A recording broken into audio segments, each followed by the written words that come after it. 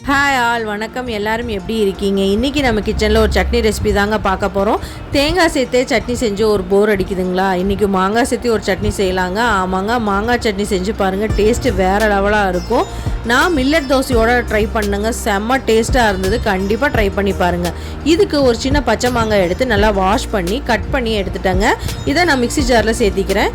தேங்காய் ஒரு 1/4 மூடிக்கும் பாதி அளவு எடுத்துட்டேங்க. இது கூட 5லேருந்து 6 வரமிளகாய் எடுத்தாச்சு.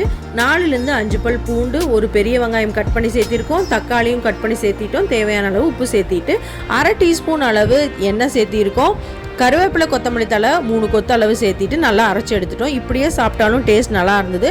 நான் தாளிப்பும் ஆட் பண்ணிட்டேங்க. கடுகு, கடலைப்பருப்பு, உளுந்தப்பருப்பு, கருவேப்பிலை, கொஞ்சம் பெருங்காயத்தூள் சேர்த்து தாளித்து ஆட் பண்ணிட்டோம்.